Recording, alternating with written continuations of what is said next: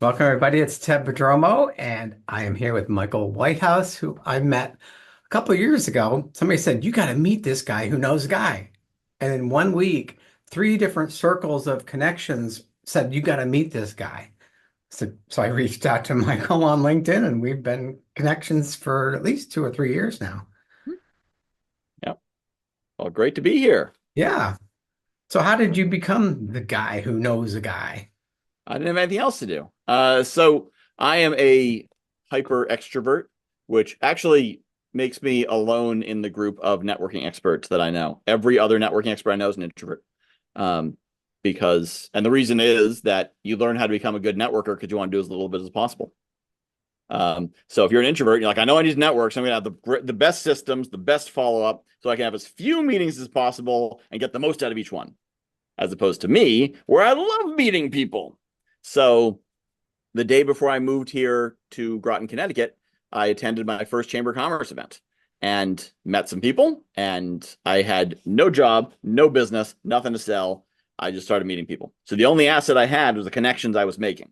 So I'd introduce person number 5 to person number 1, and person number 7 to person number 2 and 3. And once I'd met 20 people, I had a bit of a book and kept going. And within a few months, I was connecting to people of considerable note, presidents of banks and chairman of this and mayor of that, and, pretty important people. And I was introducing people who had grown up here, lived here for 50 years to other people who had grown up here and lived here for 50 years. I'm like, how do you not know each other? You live 6 miles apart and you're both people of stature. But if you already have a network, you don't work on building your network. You don't realize there's a need. When you know nobody, you got to meet somebody. When you're like, I know people, I know a few people. So I was making connections in a big way. And then what I ended up doing was, because I realized what I was doing wasn't magic, I was following a system, and I wrote that system down in the book called The Guy Who Knows a Guy. And that's how I became the guy who knows a guy, because when I gave that book away at raffles at Chamber of Commerce events, they didn't say the author of The Guy Who Knows a Guy. They said, the guy who knows a guy is here at our event and giving away a book. You've totally gotten your money's worth for $25 to come here because the guy who knows a guy is here. So it was one of the first joint ventures I was ever involved in without realizing it. Or collaborative marketing, I guess we'd say, that they benefited from the guy who knows a guy being there. I benefited from them calling me the guy who knows a guy. And it was a win-win. So that's how I got there. And then 2020, pandemic, pushed me online. And Yep. I kind of jumped into this and said, where can this take me? And I've been meeting people, learning from them. And I think I have roughly an equivalent of a master's degree in online business based on the number of hours I have spent talking to people and learning from them what they do. Yeah. Not quite as organized as an actual master's degree, but certainly put in the time. And now I know a bunch of stuff. Yeah, that's why I love meeting people like you and just having conversations like this. You just learn so much from other Mm-hmm. people. And people Absolutely. perceive you as an expert. If I interviewed someone that's an expert, they think you're a really good copywriter because you interviewed a copywriter. Mm-hmm. So it's kind of interesting how that works. Yep. Yeah. Next level, that's run a summit. Get like 8 or 10 really good people Hmm. and MC them all. You don't have to know a darn thing about what they're talking about, but because you're there leading the event, be like, oh, you ran a marketing summit. You must be the boss marketer. Like, no, I don't know as much as any of the 10 of them, but I now have more credibility than all 10 of them to the audience who was there because I was the one who was saying smart things. The trick is you pick out something smart that everyone says, remember it, and repeat it afterwards, and say, "Oh, I really liked what you said about interviewing a copywriter, and people think you're a copywriter. That was really good." And you'd be Right. like, "Wow, if you're smart enough to identify one of the gold nuggets in the talk, you must know about that topic, and clearly you knew everything else as well." Right. It's all perception. I learned that Yep. when my books came out. I wrote books and that people would, oh, you wrote the ultimate guide to LinkedIn for business. You're an expert. Like, Mm-hmm. yeah, okay, I know something, but it's all perception. It's really Yep. amazing. Yep. It is pretty So we're powerful. kind of talking about, the focus of my new group is men over 55 or so that have been laid off or aged out of their career. And there's a lot of issues because all of a sudden your whole professional network is kind of useless unless you can find Mm. someone that can give you a job. Yeah. So I mean, so I have successfully avoided corporate for, well, my whole life. I was going to count the number of years. Doesn't matter. I've never done it. I've successfully avoided corporate for my entire life. And partly I have had jobs, but I've always had the mindset of I am an entrepreneur. Sometimes I have an exclusive client. So my W-2 job, my 9 to 5 job, was simply my exclusive client or my primary client who gave me a reliable retainer, and sometimes some incentive. So by thinking about it that way, I think a lot of people fall into this trap. You mentioned layoffs. They fall into this trap of thinking they have some sort of bilateral relationship with their employer. Mhm. And for the most part, they don't. They're not family. They don't love you. They will keep you around and pay you as long as you're valuable to them until you're not, Right. or until some algorithm or consultant or system says you're not valuable, no matter how valuable you actually are. Right. So, and then people wrap up their lives and their personality and their identity, their social community around that job. So if that's what you've done and you're surprise laid off, then yeah, you're gonna have a big challenge, and that's why it's really really important what you're doing for them, Ted. I remember back in 2020, people for years were like, "Wow, you're an entrepreneur. You work in commission sales. That sounds so risky. I could never do that. It sounds so unstable. I need a stable job." And then 2020, they all got laid off. And I'm like, Right. "How's your stable job going for you?" Like, yes, my income, I don't necessarily know from month to month exactly what it'll be, but there's no calamity that can hit me that completely knocks me on my butt Right. because I'm used to continuous buffeting. So it's not like smooth, smooth, smooth, smooth, smooth, boom, everything explodes. It's Right. ba bump, ba bump, ba bump, ba bump, ba bump. March 2020 was just another bump. Like, oh, we're Yeah. doing that. We're doing this from home now. Okay, cool. That's how we're doing this. Now what? Oh, I'm pivoting out of the magazine and I'm now doing coaching. Cool. That's what we're doing now. Whereas if you're laid off from your job, everything changed Right. and it is a major disaster. So it's not that it's less, more stable. It's that it is the average stability is the same, but in any short period, it feels more stable until suddenly it's not. Yeah. So, you know, effectively, the people you're working with were involuntarily transitioned into an entrepreneurial lifestyle. Hmm. And because like I look at my father owned his own business, but he was still fully committed to that business till he retired. And now he's retired, he's now involved in all these other projects. He's in this local political group and involved with the church and involved with this group and that group and the other group. And so he's got all these different things going on.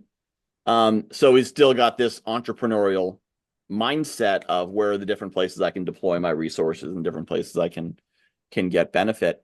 And so if you're laid off or retired, it's a matter of figuring out, like, now you're making your decisions. You got no boss tell you what to do. Right. And the first step is figure out your goals. What are you trying Mhm. to do? Right. Do you want to have friends? Do you want to make impact? Do you want to make more money? Do you want to, um, you know, Play golf and drink beer. yeah, do you want to do all the stuff you couldn't do because you were working Right. and now you're not working? So, do you want to see what it's like to play golf every day for 30 days? Like, what's the goal? There's no right or wrong answer. The wrong answer is, I don't know, I'm just kind of doing so. But other than that, there's no wrong answer. It's what you want to do. And then once you have that goal, then what advances to that goal? So, Yeah. what will allow you to play golf 30 days a month, or what will help you to make more friends or money or impact or learn more or whatever it might be. And of course, you then have what the writers call the tyranny of the blank page. Yeah. You could do anything. I've talked to probably close to 100 people that have retired, and they tell the story of, oh, I don't have to set my alarm. I can play golf every day. I can travel. But after like a certain amount of time, the honeymoon period's over. Like, Mm-hmm. okay, I'm sick and tired of playing golf. My Yep. father-in-law was that way. Like, I can't play golf 6 days a week. I'm exhausted. So in the Yeah. end, they get tired of traveling as you get older. So those goals you set, you have to Mm-hmm. kind of keep relooking at them Yeah. and adjust your networking. Go out and join a new group, a Yep. dance club or whatever. Well, and it's also to realize that you will have a period of decompression when you whenever you're in any constrained environment, let's call it that. There are things that you want to do. There's personal maintenance you're not doing because you don't have time, energy, or resources. And so there's things that you want to do that as soon as you get out, you're going to try to do them. We see this with kids a lot, especially if they move to homeschooling or unschooling out of public school. Public school is a very constrained environment, and then they go to more of a self-directed learning environment. And sometimes for the first 6 months, they do nothing academic. They don't crack a book. They don't take a class. Their parents are freaking out. They're like, "Oh my God, my kids aren't learning anything." They're decompressing Yeah. because they spent however many years not being because they're not doing nothing. They're usually doing something that seems useless. They're Right. drawing. They're doing nothing but doodling. They're not artists. They're just doodling. Or Right. they're, playing frisbee every day for 6 months or, whatever. They're doing the things they couldn't do that fulfill some need for them. Hmm. And the same thing if you get out of work, and we see this in the argument around things like universal basic income. Oh, if you give people money for nothing, they'll just, sit around and watch TV and play video games. For the first month, yeah, absolutely. Yeah. Because they have been living a lifestyle where it's you work, you go home, you got chores, kids, you work at work and you work at home, and then you Yeah. go to sleep and you get up and do it again. If you have a day off, that's the day to do your laundry and mow your lawn and fix the thing and do the thing. You're never not working. It's just a series of unpaid tasks that pile up behind the paid tasks. And the Right. idea of sit down to play a video game is the ultimate luxury. And you're like, okay, I have an hour and a half to play a video game, then I got to go to bed. Yeah. So yeah, if you replace their income for free for a week, they're going to do nothing. They're just going to play video games all week. And Right. that's the right choice because they've been needing that. But if you were to replace someone's income permanently, like say retirement, Hmm. after a week, a month, 3 months, 6 months, you'd be like, all right, I'm bored with Fortnite. Um, now what else can I do? And that's when they start volunteering and they start writing the novel that they never got to write, and they start creating the art, and they start whatever it might be. Yeah. So understand that first you're going to go through the decompression process, and you're going to deal with, getting all those things you need that you weren't able to do. Yeah. You might do all the jobs around the house, that squeaky door, that crack in the drywall, all the stuff that was never worth the time to do when you only had 2 days a week off. Yeah. You're going to get all that done maybe. Or you're going to play golf all week that you always wanted to do, or you're going to watch, binge watch all those series everyone's been talking about that you couldn't watch because you never had time. Yeah, you just sit in front of Netflix for like 7 consecutive days and just Right. get all that stuff. And by the end of the seventh day, you're like, none of that was worth the time I spent. Or Right. maybe that was amazing, but okay, what's next? Um, and then you're going to search for a different kind of meaning because if you work for someone else, you can defer a search for meaning. Yeah. Someone else is telling you what's important. We got KPIs, we got the TPS report, we got the, making your boss not yell at you and say nice things. That's your meaning. And Yeah. you don't need to think philosophically. You just need to figure out your boss and play that game, and off you go. And there you go. You've got your purpose.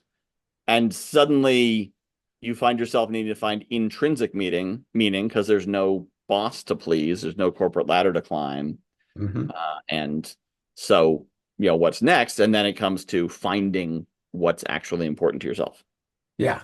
That's who finding your purpose after your career is a whole huge another task. Mm-hmm. And I think a lot of people kind of isolate themselves. I did a lot of research on what men suffer from after they've Mm-hmm. retired, and isolation is their biggest fear. They don't go out and meet a lot of people. They have trouble. They go golfing with people, but they don't go golfing, drink a beer, go home. Mm-hmm. Yeah. And that's an endemic problem in our modern culture. Hmm. So society used to have vehicles that created connection, forced connection, Yeah. whatever that might be. Everyone went to church. And so not only did everyone go to church, but if you're going to church, then being a deacon or the sexton or the gardener or whatever was a position of authority. And that would, you'd then get on the flower committee or the fundraiser committee or the fix the roof committee because that was a social obligation, which then gave you social connections. Right. We used to have neighborhoods. Sometimes Yep. we do. Most of us don't. Or we have like I have neighbors. I know them, but I don't know them. Um, so a lot of these things that used to exist that created natural connection don't exist anymore. And from that time, we have this bias of if you need to go out and find friends, you're a loser. Yeah. So if in 1890 you were like, I need to go out and make more friends, they'd be like, what's wrong with you? Yeah. Go to church and yeah, because everyone else like, I've got friends. Why don't you have friends? What's wrong with you? Yeah. And then we carry that forward to we still have this mindset of if I have to go make more friends, I'm a loser. Hmm. Especially because if you were in a penned social environment, school, work, prison, someplace where there's people around you and you see them every day by default. Right. If you're in school, you don't need to go make friends. They're there. You have to eat lunch with someone, and you're going to find people who you hate the least, and those are your friends. Right. Hopefully, they're people you like, but at minimum, they're people you can tolerate, and those are your acquaintances who you see every day, so they feel Mhm. like friends.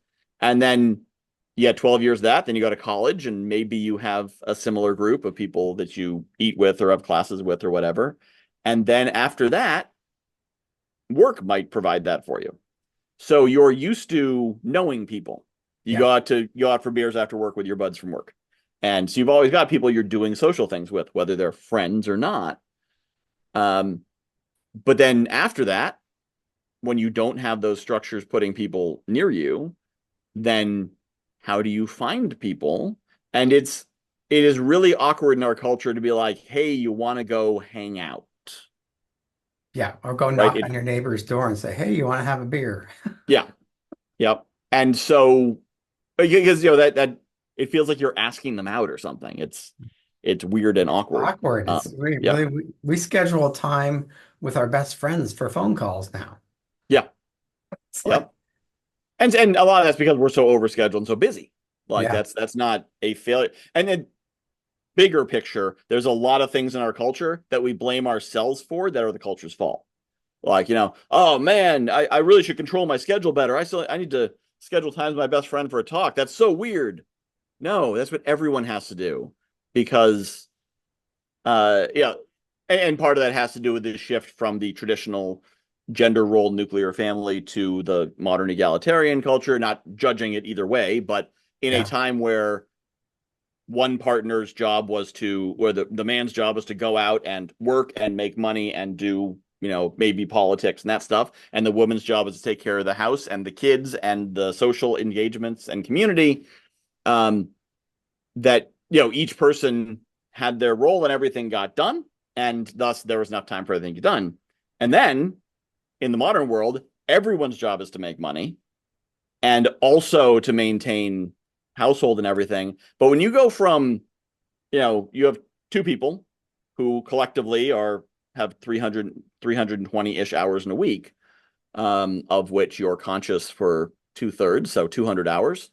And you go from one person working 40 hours a week to two people working 40 hours a week. Now you have 80 hours of the combined family time consumed by work instead of 40 hours. Right. And that math alone tells you why it's not working, because now you need two incomes instead of one. So both are going out working. So you don't have time to take care of the basic things, let alone socialize. I look at Right. my family, I work, my wife works, and she comes home, she's got all the stuff to do. Yeah. I got all the stuff to do. So the idea of then going out and finding friends, and so then the solution to that, to both the awkwardness and find the time, is if you don't have social pens created for you, school, work, whatever, then create them for yourself Yeah. and create, because it is awkward to go to your neighbor and be like, hey, you want to have a beer? Why don't you drink that by yourself? But Don't you knock on could my door. say, hey, I'm having a barbecue on Friday. We're inviting all the neighbors. You guys want to come over? Right. Because inviting 5 people to a party is it's less intimate. It's less awkward than inviting one person to hang out. Be like, what did you want to talk about? Oh, just kind of hang out. Be like, are you sure? Yeah. Here. It's kind of But sad we're in that state of affairs. yeah, but if you have a if you've got that cover, it's social. It's less. It's there's less expectation. Yeah, When in a one-on-one conversation, the spotlight's on you. Like you got to carry that conversation. If right. you're at a barbecue and there's 5, 8, 10 people there, and you feel like going off in the corner and checking your email on your phone, you can do that. Right? Yeah, You're not carrying the conversation. If you feel like leaving, you can leave. You're not carrying it. You're just one of the people there, but that still creates that socialization. So, one solution would be something like a barbecue, a block party, whatever. Yeah, keep it simple. Don't overcomplicate. That's the other thing. People overcomplicate it. They try to build a whole institution. right. But there's all these simple things you can do. Like recently, did an arm's reach? No. Recently, I picked up this book, which is 101 Theater Exercises. And I was just in a play. I really enjoyed it. I like the actors. I'd like to hang out with them. But again, hey guys, you want to hang out and grab a beer or something? But I got this theater exercise book. Yeah, So I said, hey, I got this book. Why don't we do a theater exercise club? And they said, that's how improv troops start. And I'm like, cool, that's fine. yeah. So we're going to do something, once a month, twice a month, where we get together and do theater games, be a theater Hmm. game club. And so it's relevant to how we met. It's something I know they all enjoy because I met them through theater. Yeah, And maybe we'll meet other people, but it's simple. We need a space, so we need the book or maybe a Google search for other games if we don't like the ones in the book. And we can meet once a month, twice a month, and have that socialization. So, find those things where it gives you a reason to be together. So it's not like want to meet up and have a conversation like people converse, but you don't have to start a whole organization. You could just be like, hey, let's go for a hike every first Saturday of the month, right. or Tuesday morning breakfast, or that kind of thing. You see that a lot of times if you go to a lot of diner type places Hmm. on say a Monday morning at 9 a.m. Yeah. You're going to see a bunch of gray-haired men hanging out, and sometimes gray-haired men and women Or hanging out eating McDonald's. breakfast. They like to have coffee at McDonald's. Yeah, because it becomes an institutional thing. It's not like hey, Ted and Michael should get together on a regular basis because we are best buds. That's a big commitment. Like, I don't know if I want you to be my best friend or just kind of a friend. But hey, some of us get together at McDonald's every Monday at 9. Yeah. Feel free to join us. Hmm. Some who, I don't know, some people who are there. If you like them, sit near them. If you don't like them, sit further away. Whatever. Right. It's There's no it's a guys rules. with that thing. Yeah. So I think that thing is to, but it all starts with figuring out what you're trying to do and understanding it's okay that you don't have friends and you don't have those connections because our society doesn't allow that or doesn't facilitate. It doesn't restrict it, but it doesn't facilitate it anymore. And also it's interesting. I was talking to my daughter this morning, and I said someday you should either ideally read or watch, Sense and Sensibility and Pride and Prejudice and those kinds of Victorian era stories, Yeah. because you'll understand what life was like 150 years ago and how everything was regimented. Hmm. There's an expectation. If you are a teenage boy, you're doing this. If you're a teenage girl, you're doing this. If you're a young married man, you're doing this. A young married woman is doing this. Once you're slightly older, you're doing this or you're doing this. Like there were clear roles, all that pageantry that Mr. Whitehouse, Mr. Prodromou, Mr. Yeah. Like all that. There's a clear way of doing things. Yeah. If you wanted to complain to your boss about something, there was a protocol for doing that. If you wanted to meet someone, there was a protocol for doing that. So there were protocols to fall back on, and you knew if I do A, they will respond with B or C. Yeah. And if I do A and they do B, then I know that means this. Now we threw all the protocols out. We Yeah. threw all the expectations out. We're all free. We're all free to be alone and confused and scared and anxious because the protocol's gone. Now, these protocols were a straitjacket for some people. Yeah. And especially, women who had bad husbands or in abusive relationships or were married to drunks or whatever. There's all kinds of reasons we got rid of those protocols. But without those protocols, we're all figuring it out all on our own. you hear this a lot in the neurodiversity community, especially autistic people talking about like, how are we supposed to figure out all these rules? Because the rules are these unspoken kind of assumption things. But even with neurotypical people, my rules and your rules might be different. Right. And I say something, you interpret a different way than I do. And the one thing everyone agrees on is we don't talk about things. So it's like, we shouldn't have to talk about that. That's just how it is. We shouldn't have to talk about if we're friends because we know we're friends or we don't. Yeah, we don't. All right. Yeah, but we certainly can't talk about it because that'd be weird. And we've got our phones that take up about 20% of our time now, at least. Yeah. Maybe 50%. Mm-hmm. So, Yep. so I was just kind of thinking a lot of these men that are kind of in this club who are creating here, they don't have to stay, like you said. Check it out. But they're starting a little business or a little consulting practice. And they've always worked for corporate, so they have their Mm-hmm. professional network. So you've said it a lot of the ways they can meet people. Just go out and start going to coffee with people or Yep. join a club, go to church. Or any other Oh, ways men can like just build new connections outside of their corporate world? well, if they got a business, that's easy mode.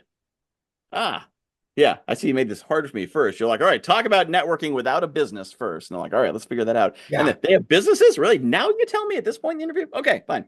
Because, yeah, so if you have a business, now you got a reason to meet. I often tell people I'm good at making connections, I'm bad at making friends. Hmm. Because there's all these mechanisms built for maintaining business relationships. There's CRM systems, Yeah. which CRM stands for client relationship manager, but it's basically relationship manager. Client as if you're something you're selling. Right.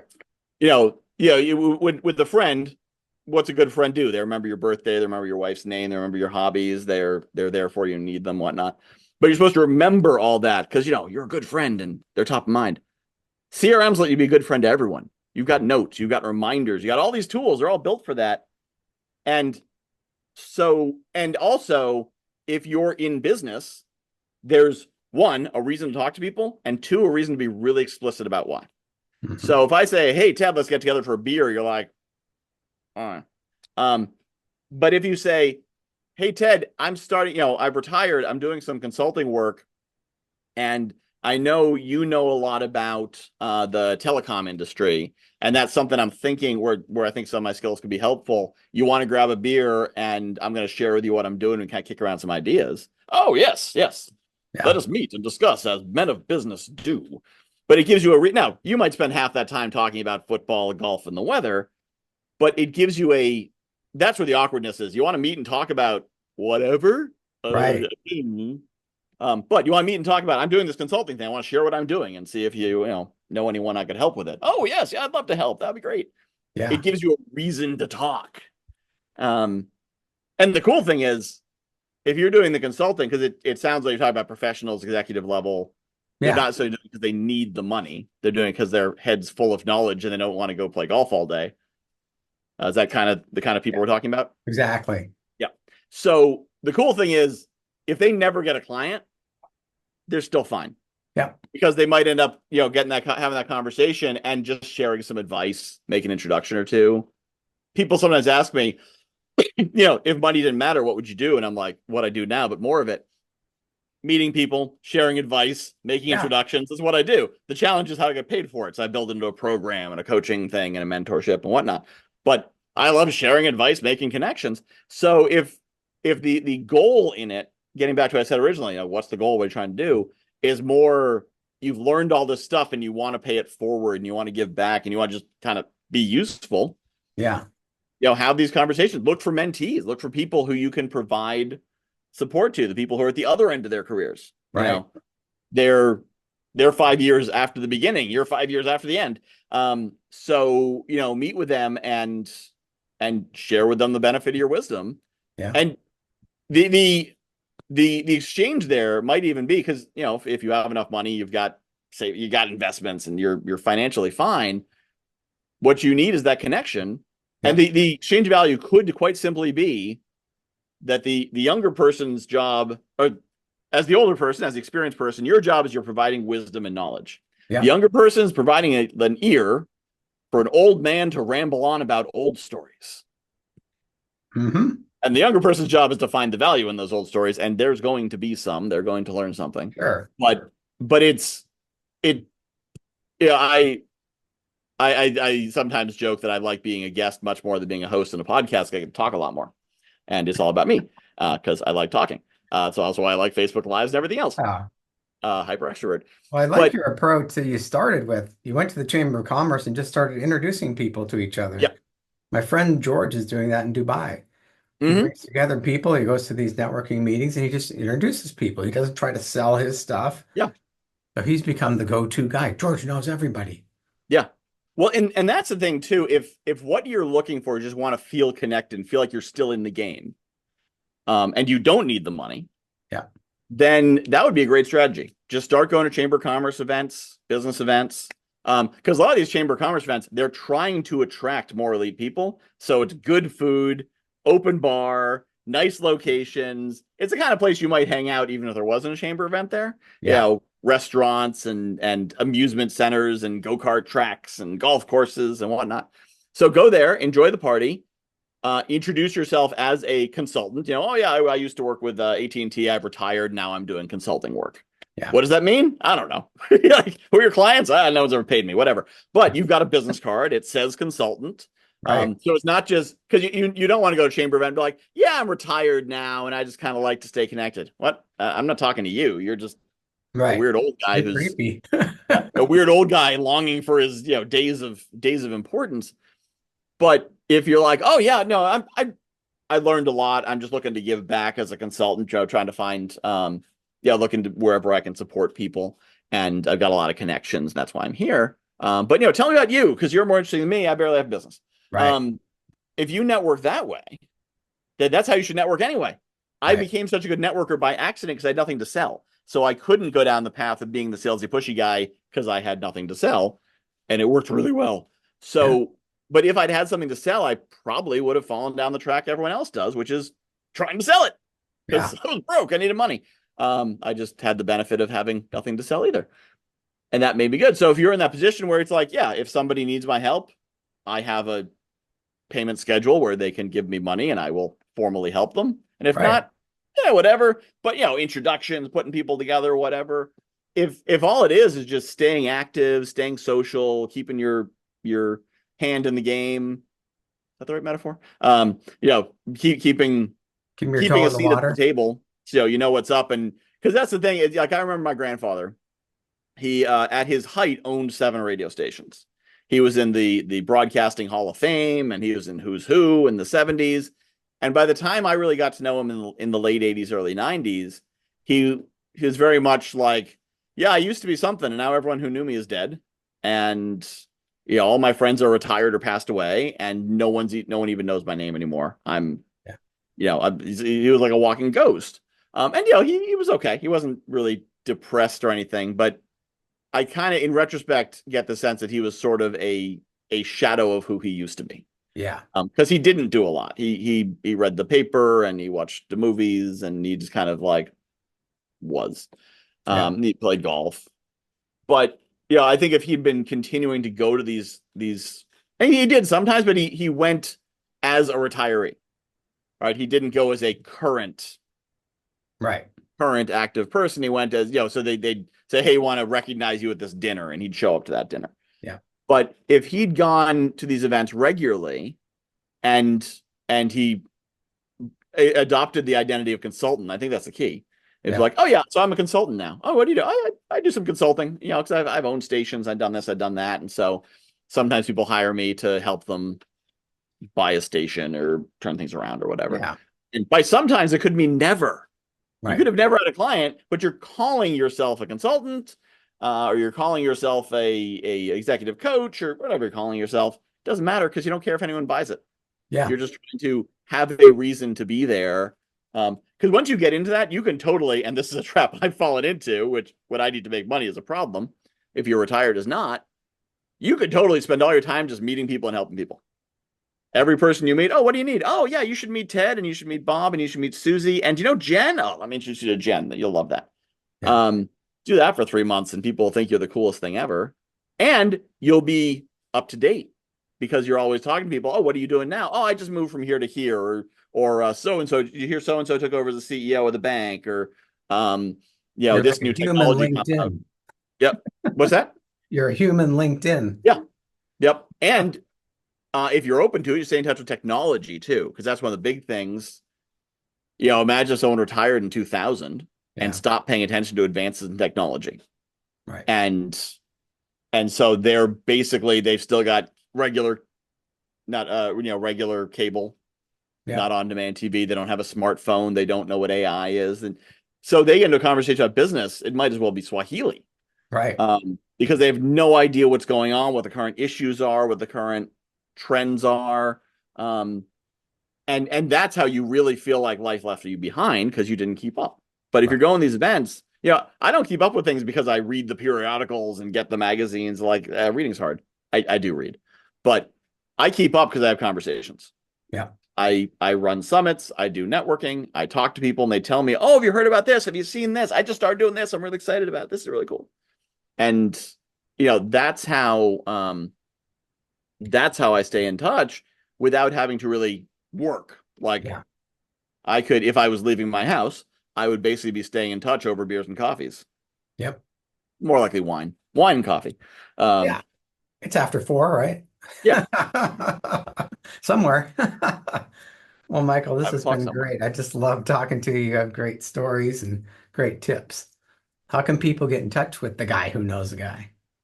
So they can go to my website, guywhoknowsaguy.com. It's not the guy who knows a guy, just guywhoknowsaguy.com. That is my website. One of these days I'll update it. But there's plenty of ways to contact me. You can get a free digital copy of my book on there. Or you can buy the print copy. It's only $10. And you can also find some other cool resources, links to my podcast, my motivational podcast, and all the rest. But it's all at guywhoknowsaguy.com. And connect with you on LinkedIn because you do great Yep. interactions. I love watching Yeah. you on There's a link social to my media. LinkedIn from the website. Cool. Uh, Thank you so much. Thank you.